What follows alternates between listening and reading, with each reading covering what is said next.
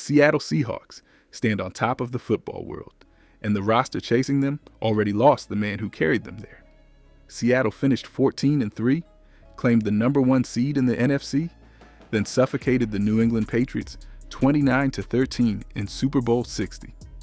Kenneth Walker III rumbled for 135 yards on 27 carries and lifted the Most Valuable Player trophy. Weeks later, he signed with Kansas City and left town.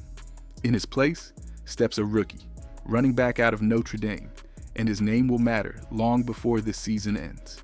The pieces around him scream, contender.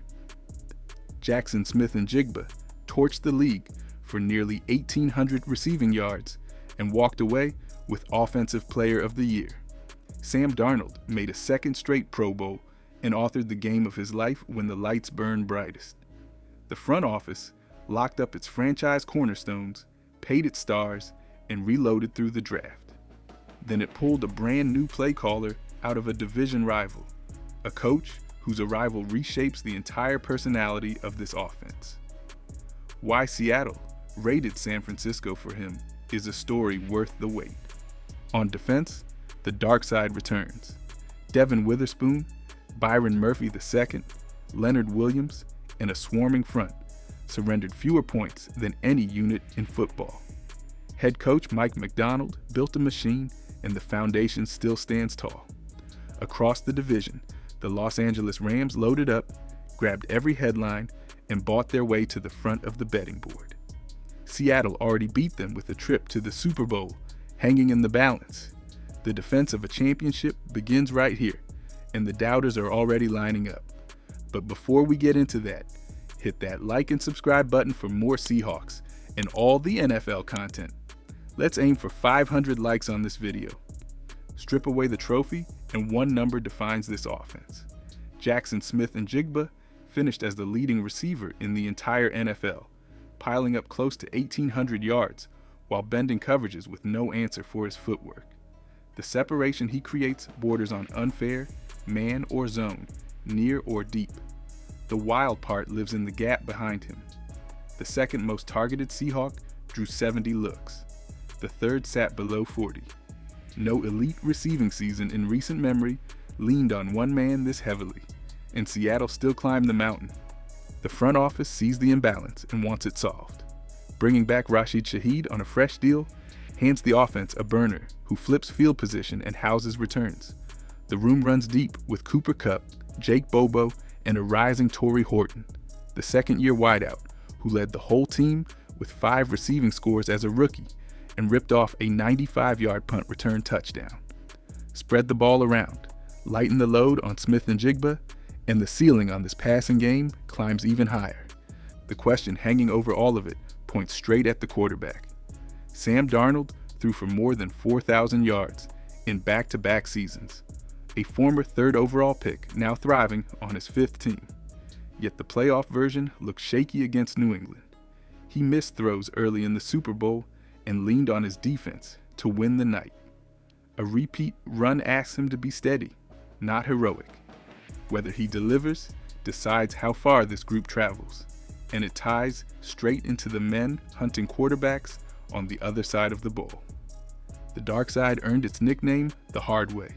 Seattle allowed fewer points than any defense in football, finished first against the run, and turned the biggest stage into a wrecking yard. They sacked Drake May 6 times in the Super Bowl and forced 3 turnovers in a game decided before halftime. Mike Macdonald dialed up pressure from every angle and dared New England to block it. Nobody held up. The reigning Most Valuable Player runner-up looked lost from the opening drive. The engine runs on the front 4. Leonard Williams and Byron Murphy. The second collapse pockets from the interior, while DeMarcus Lawrence, in a deep rotation, hunt off the edge. Ernest Jones, the 4th, patrols the middle and sets the tempo. Nick Emenwari, the second-year freak at 6'3" and 220 pounds, lines up at safety, nickel, linebacker, and even defensive end. A chess piece, McDonald slides wherever the matchup begs. Seattle blitzed less than almost anyone in the league and still got home, because the scheme hides its intentions until the snap. Free agency did take a bite. Edge rusher Boy Mafe signed with Cincinnati, corner Rick Woolen joined Philadelphia, and safety Kobe Bryant landed in Chicago. Replacing more than 2,000 snaps, asked for an early adjustment period. The cushion is the talent left standing. Witherspoon, Williams, Murphy, Jones, and Lawrence all return, and a teacher like McDonald keeps the floor sky high. Expect a slow week or two, then a unit, rounding back into the nastiest defense in the sport. The real intrigue waits at the spot where Seattle owes a fortune. Here's the storyline nobody outside Seattle is tracking. Devin Witherspoon is the finest young corner in the sport, and his next contract resets the entire market. Seattle made an offer 3 months ago. No deal has landed. Insiders expect a number north of $30 million a year, the richest ever handed to a corner, and the standoff has nothing to do with desire. Both sides want this finished before the season opens, and the holdup points to guarantees and structure rather than any cold feet. Watch the Super Bowl tape, and the value leaps off the screen. Witherspoon opened the game with the sack of Drake May, lined up at corner, slot, and the line of scrimmage, and swatted away a pass bound for the end zone. His strip of Maye flipped into a pick six for Uchenna Nwosu, sealing the night. 3 straight Pro Bowls, a second-team All-Pro nod, and the top coverage grade among every corner in the league all back the price tag. He is the beating pulse of this defense. A clock ticks louder than the calendar. The franchise is for sale, and ownership is expected to change inside a few months, which pushes the football side to close business now. The same agency reps Christian Gonzalez in New England, so one signature sets the floor for the other. Lock up Witherspoon, and the secondary stays elite for half a decade. Fumble it, and the dark side loses its sharpest blade right as the title defense begins. The youth movement Seattle drafted to back him up deserves its own spotlight. The rookie teased at the top is Jadarian Price, the 32nd overall pick out of Notre Dame. He spent his college career splitting carries behind Jeremiah Love, which means fresh legs and almost no mileage entering the pros. He forced 59 missed tackles over 2 seasons and fell forward on contact again and again, averaging more than 4 yards after first contact. With Zach Charbonnet rehabbing a late-season knee injury, the runway opens for Price to shoulder a heavy load from week 1. The volume is where the bet pays off. Seattle ran the ball as much as any team in football and finished near the bottom in pass attempts, a philosophy built to grind opponents into dust. Pile those carries onto a back who reached the end zone 13 times on 119 touches in college, and double-digit scores in year 1 move into range. An offensive Rookie of the Year whisper would not shock a single person inside this building. The young man scores for a living. The class digs deeper than the headline. Safety, Bud Clark, out of TCU, brings ball skills, and the positionless range McDonald adores. Corner Julian Neal from Arkansas is long, physical, and graded out as one of the best zone defenders in the draft. Guard Bo Stevens posted the highest blocking mark of any Seattle selection. Layer in a second-year leap from Gray Zabel, Nick Emenwari, Torrey Horton, and Elijah Arroyo, and the supporting cast looks frightening. General Manager John Schneider keeps mining gems in the later rounds, and this haul fits the mold. The biggest threat to a repeat, though, lives 1,000 miles down the coast. The Los Angeles Rams spent the offseason swinging for the fences.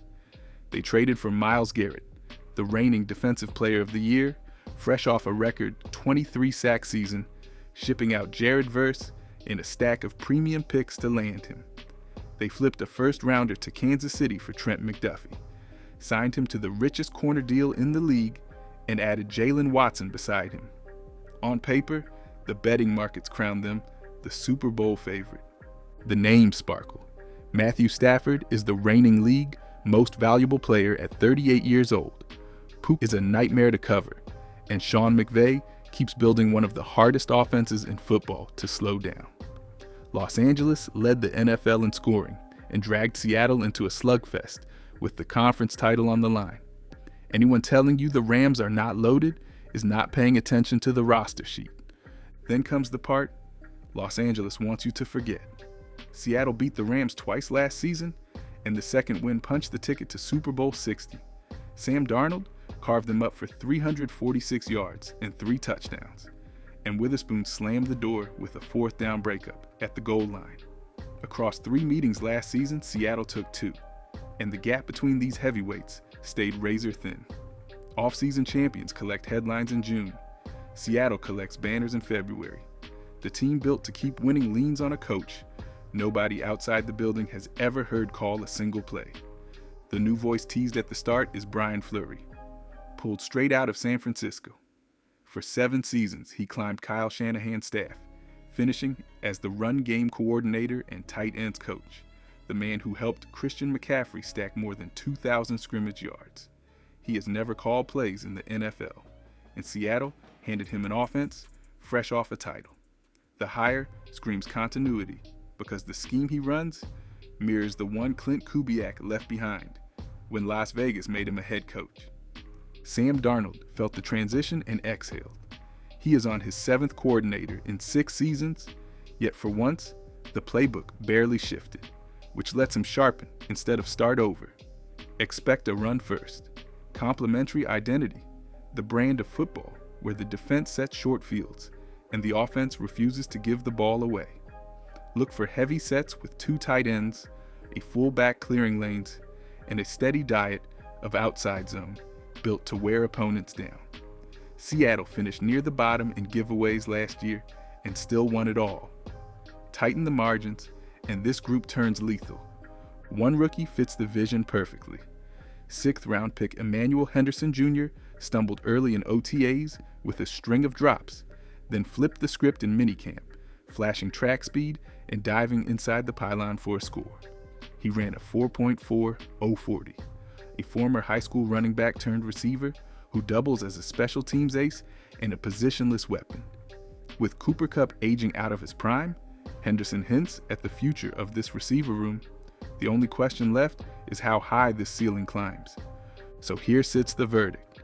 Seattle owns the best defense in football, a top 5 receiver, a backfield reloaded with youth, and a head coach who turns complexity into a weapon. The losses in free agency sting, and the opening weeks might wobble while the new pieces find their footing. By December, this team hums like a title contender. Last season opened with a Week 1 loss and a 4-interception nightmare from Sam Darnold, and it still ended in a downtown parade. The early stumbles fool nobody anymore. This is the pattern, and patterns repeat. The Rams will be favored. The Super Bowl chatter will tilt toward Los Angeles, and the noise will swell all summer long. None of it changes what already happened on the field. Banners hang forever. Off-season hype evaporates by Halloween.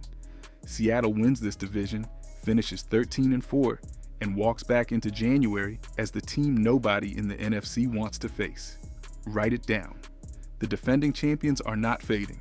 They are reloading for another run.